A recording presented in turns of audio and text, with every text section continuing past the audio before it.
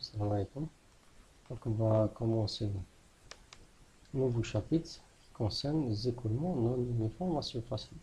On a vu dans le chapitre passé les écoulements uniformes. Ça veut dire là où les caractéristiques de l'écoulement ne changent pas. La pente ne change pas, la profondeur ne change pas, le débit ne change pas, la vitesse moyenne ne change pas, etc. Mais des fois, on a des écoulements où la profondeur change. Ce changement est dû à quoi? Ce changement peut être dû à une augmentation du débit, à une variation de rugosité, à un obstacle, par exemple un déversoir qui est disposé au niveau du canal ou du cours d'eau naturel, etc.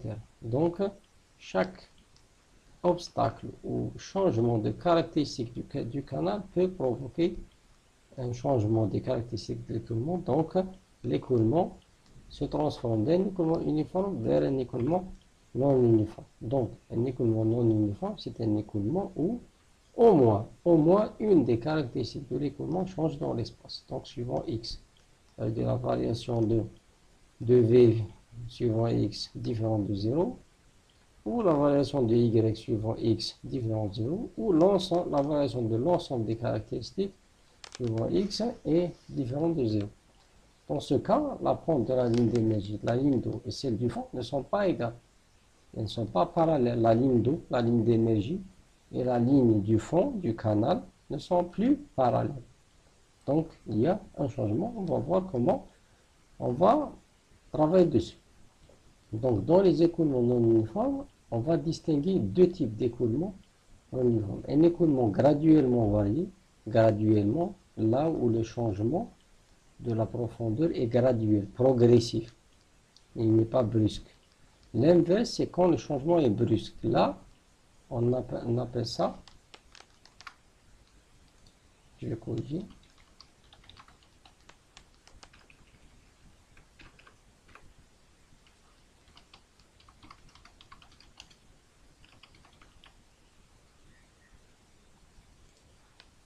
là où le changement de la profondeur est brusque, on appelle un écoulement rapidement varié. Changement brusque et rapide de la profondeur. On va voir principalement le ressaut hydraulique. On va s'intéresser dans ce qui suit aux écoulements graduellement variés, leurs équations différentielles, leur type, etc.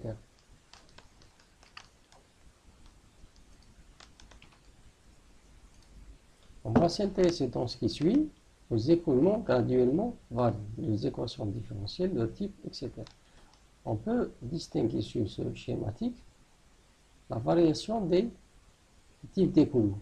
Ici, il y a une chute, ici, donc écoulement graduellement varié, rapidement varié, graduellement varié, uniforme, quand l'écoulement se stabilise au-dessus de l'obstacle, ensuite graduellement varié, rapidement varié, etc. On peut avoir un obstacle comme un déversoir ici. L'écoulement était uniforme. Ensuite, quand l'écoulement va trouver un obstacle sur son chemin, il va devoir augmenter son niveau, élever son niveau afin d'élever l'énergie spécifique, afin de dépasser cet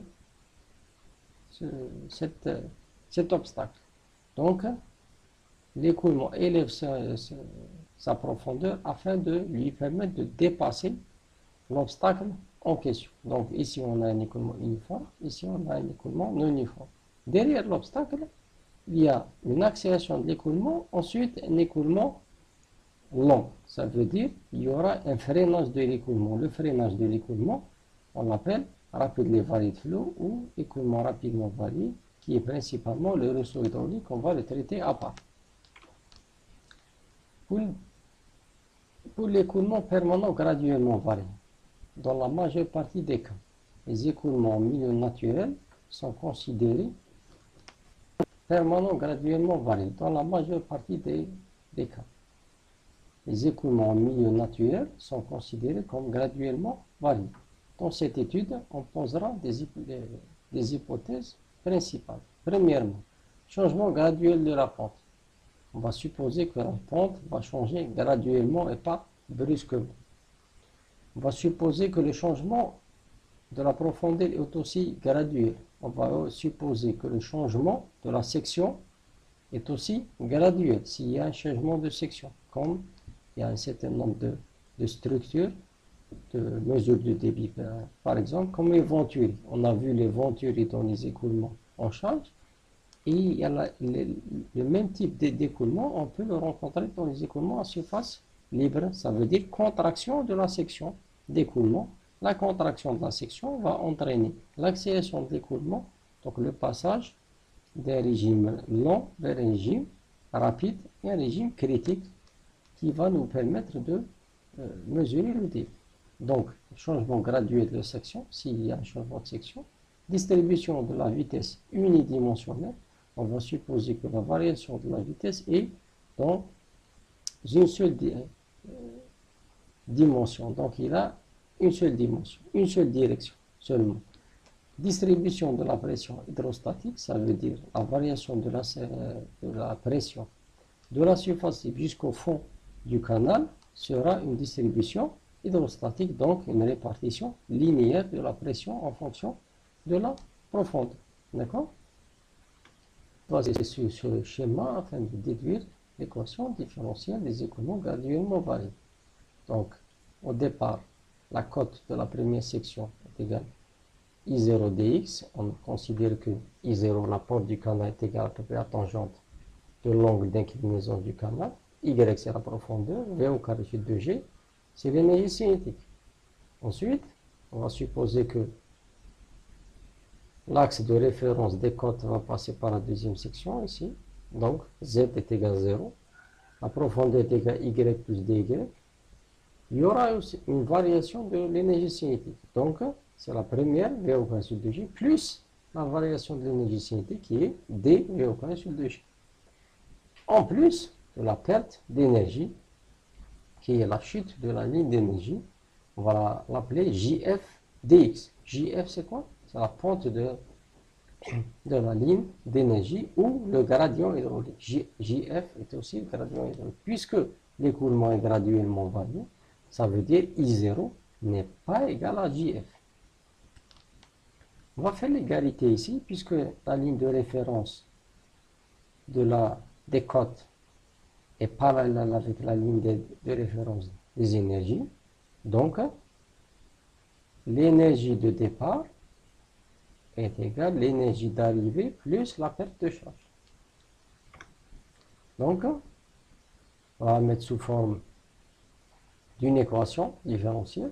L'énergie de départ V au carré sur 2G plus Y plus I0 dx est égale à l'énergie d'arrivée qui est Y plus DY, variation de la profondeur, plus V au carré sur 2G plus dV au carré sur 2G, variation de l'énergie cinétique, plus la perte d'énergie JF dx. Par dx, ou par rapport à dx, ça nous donne dy dx plus dx V au carré de G est égal à JF moins I0, où I0 est la pente du fond du canal, et JF est la pente de la ligne d'énergie. On a dit, puisque l'écoulement est non uniforme, JF est différent de I0. Pour éliminer la dérivée de la vitesse, on utilise l'équation de continuité. C'est quoi l'équation de continuité? Le débit est égal à la vitesse fois la section. On va dériver par rapport à x. Qu'est-ce qu'on trouve? On trouve S dv dx plus V ds dx. Si on considère que ds est égal à B0, largeur au miroir, la largeur au miroir, ou la largeur du plan d'eau, B0 dy, ou la largeur du plan de la section considérée, B0 dy. ds est égal à B0 dy. On va simplifier encore plus. Qu'est-ce qu'on va trouver? On va éliminer dv dx parce qu'on veut garder une seule variable ici. dy dx 1 moins v au carré b0 gs est égal à I0 moins jf. I0 la pente du fond, jf la pente de la ligne d'énergie. Mais ici, on a un paramètre qu'on peut reconnaître. C'est quoi ce paramètre là? C'est le nombre de flux. V au carré B0 GS. Faites descendre le B0 ici, au-dessous de S. ça devient V0, G, S divisé par B0. Mais S divisé par B0, c'est quoi? C'est la profondeur moyenne. Donc, V au carré sur G fois la profondeur moyenne, c'est le nombre de fruits au carré. Donc, qu'est-ce qu'on va trouver? dy sur dx, qui est la pente de la ligne d'eau, la pente de la surface de l'eau, est égal à I0 moins JF sur 1 moins nombre de fruits au carré. Ça, c'est l'équation différentielle. Les écoulements, graduellement, varient. La pente de la ligne d'eau est égale à la différence entre la pente de la ligne du fond, la pente de la ligne d'énergie divisée par 1 moins nombre de fruits au carré. D'accord? Maintenant, en se basant sur cette équation-là, on va aussi classer les différents types de lignes d'eau ou coupe de rhume. Les types de coupe de rhume. Les formes des lignes d'eau en écoulement graduellement varié sont appelées coupes de rhume. Elles peuvent prendre plusieurs formes suivant les conditions d'écoulement. On peut avoir plusieurs formes parce que avant de calculer la longueur de la coupe de rhume, parce que à quoi ça sert la coupe de rhume? Pourquoi calculer sa longueur? Pourquoi calculer ses caractéristiques? Afin de voir l'amplitude de l'influence d'un obstacle, d'un changement de section, d'un changement de rugosité, etc., ou un changement de fond, de hauteur de fond sur l'écoulement général. Si on a un pont qui va être installé, qui va être construit sur une ouette, sur une rivière, on doit connaître quelle est l'influence de ce pont en amont sur la ligne d'eau de ce cours d'eau naturel. Donc, pour ne pas risquer le débordement, etc., causer des inondations, etc. Donc, les utilisations sont diverses. De même que dans les structures hydrauliques pour calculer différentes structures hydrauliques, comme vous allez voir dans d'autres matières comme les ouvrages hydrotechniques. Donc, nous, on va s'intéresser seulement à la partie hydraulique. Donc, on va classer ces coupes de remous en 5 familles. Ces 5 familles sont en fonction de quoi? Sont en fonction de la pente ou sont en fonction du type d'écoulement. On va voir. On va voir ça en détail. Chaque famille va être subdivisée en 3 subdivisions, 3 classes. 1, 2, 3. Suivant la position de la ligne d'eau, suivant la position de la profondeur de l'eau. Est-ce qu'elle est au-dessus de la profondeur normale, profondeur critique, entre la profondeur normale, profondeur critique, ou au-dessous des profondeurs de la profondeur normale, profondeur critique? Donc, le tableau est ici. Donc, si, classe de pente, si la pente de la ligne de fond, elle est supérieure à la pente critique, donc automatiquement, la pente, elle est raide. C'est une pente raide. On appelle en anglais steep. Donc, c'est des courbes de famille S. S. Je répète, quand I est supérieur à ici, la pente est supérieure à la pente critique, donc une pente forte. Donc, la pente, elle est appelée une pente raide, parce qu'elle est supérieure à la pente critique. En anglais, c'est steep.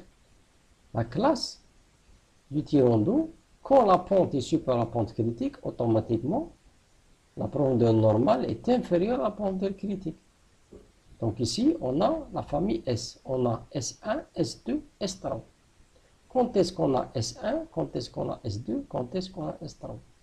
Le 1, il définit la partie supérieure à la profondeur normale, à la profondeur critique. Ça veut dire là où le niveau d'eau est supérieur à la profondeur normale, profondeur critique. 2, quand le niveau d'eau est entre la profondeur normale et la profondeur critique. Comment peut-on calculer la profondeur normale? En utilisant les formulations qu'on a l'habitude d'utiliser. Mannix, Dirichlet, Chézy, etc. Comment calculer la profondeur critique?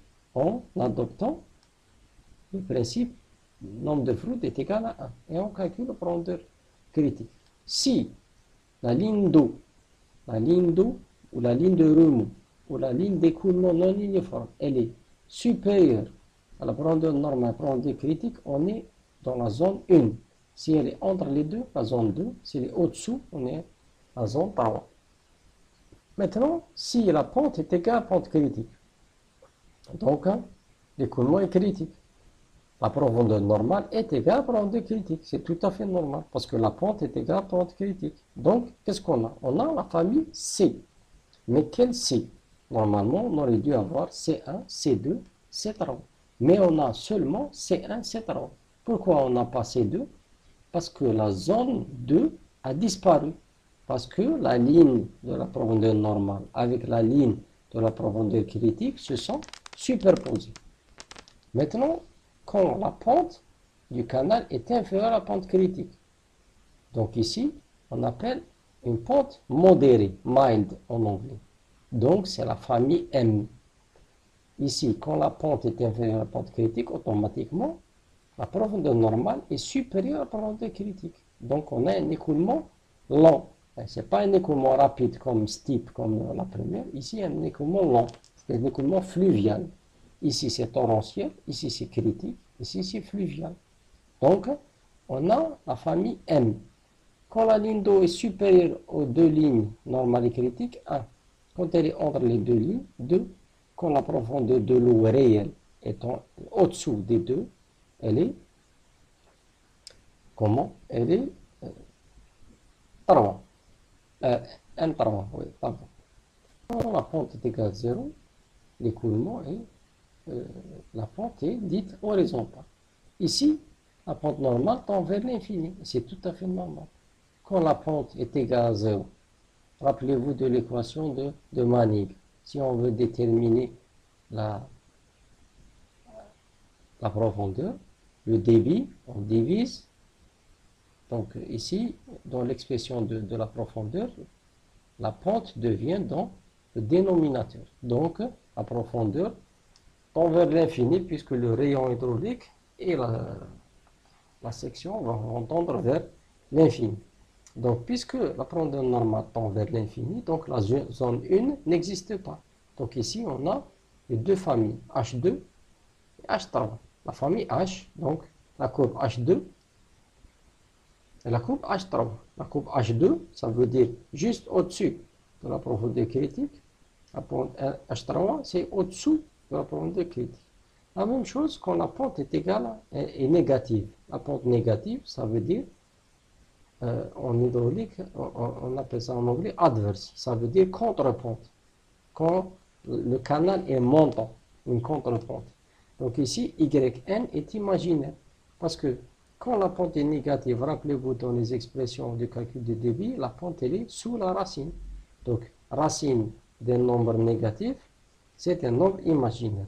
Donc, la même chose, la zone 1 n'existe pas. On a seulement A adverse, la famille A. Ça veut dire A2 et A3. 2 au-dessous de la pente critique, 3 au-dessous de la pente critique. On va voir un graphique qui va nous illustrer cela. Regardez bien ici. La zone 1 qui est au-dessus de la profondeur normale et la profondeur critique. Au-dessus des deux. La zone 2, elle est entre les deux. La zone 3, elle est au-dessous. La même chose ici. La zone 1, elle est au-dessus des deux profondeurs normales et critiques. La zone 2, elle est entre les deux. La zone 3, elle est au-dessous. Donc ici, dans steep, on a la pente, elle est supérieure à la pente critique. Donc, la profondeur critique supérieure à la profondeur normale. Si la profondeur de l'eau, elle est ici, on aura une courbe de cette forme-là. On l'appelle S1. Si la profondeur, elle est entre les deux, on aura une courbe comme ça. Si la profondeur, elle est au-dessous des deux, on aura une courbe ici. Ici, pourquoi la profondeur ne touche pas la ligne de la pente critique? Parce que si la profondeur est égale à la profondeur critique, le nombre de Froude est égal à 1. Et si le nombre de Froude est égal à 1, 1 moins 1, 0. Donc dy sur dx tend vers l'infini. Donc, en hydraulique, qu'est-ce qu'on dit? On dit que la pente de la ligne d'eau n'est pas définie au voisinage d'un régime critique. Elle n'est pas définie, elle n'est pas connue. Hein. On ne dit pas elle tend vers l'infini. Parce que physiquement, une pente qui tend vers l'infini, donc ça n'a pas vraiment de sens. Donc, dans le de critique, S note est égal à S6. Ça veut dire la pente du canal est égale à la pente critique. Qu'est-ce qu'on a? La zone 2 ici, elle a disparu puisque YN se superpose à YC. Les deux lignes, donc, puisqu'elles se superposent, donc la zone 2 disparaît. Donc, qu'est-ce qu'on a? On aura des courbes de cette forme. C1, C2. Regardez ici, nombre de Freud. Nombre de Freud ici, inférieur à 1, nombre de Freud supérieur à 1, supérieur à 1. Quand la profondeur est au-dessous de la profondeur critique, le régime est torrentiel. Quand elle est au-dessus, le régime est fluvial. Et c'est valable pour toutes les familles. Mild. Quand la profondeur est supérieure à la profondeur normale critique, elle est M1. Quand elle est entre les deux, elle est M2. Entre les trois, elle est M3. Donc ça, c'est la forme réelle que va prendre la ligne d'eau quand elle est sujette des conditions énumérées ici. Quand la pente est inférieure à la pente critique. On aura des formes exactement comme ces formes-là. Donc ces formes sont importantes. Pourquoi? Pour pouvoir calculer leur profondeur d'une manière correcte. Horizontale. Qu'est-ce qu'on a dit horizontale? La profondeur normale tend vers l'infini. Donc la zone 1 n'existe pas. On aura H2, H3. Adverse, une pente, contre-pente, pente négative, ça veut dire YN est imaginary, ça veut dire imaginaire. Donc, qu'est-ce qu'on aura? On aura la même chose. On aura une courbe de cette forme A2, une courbe de cette forme A3. Si la profondeur est au-dessus, supérieure à YC, on aura A2. Si elle est inférieure à YC, on aura A3. D'accord?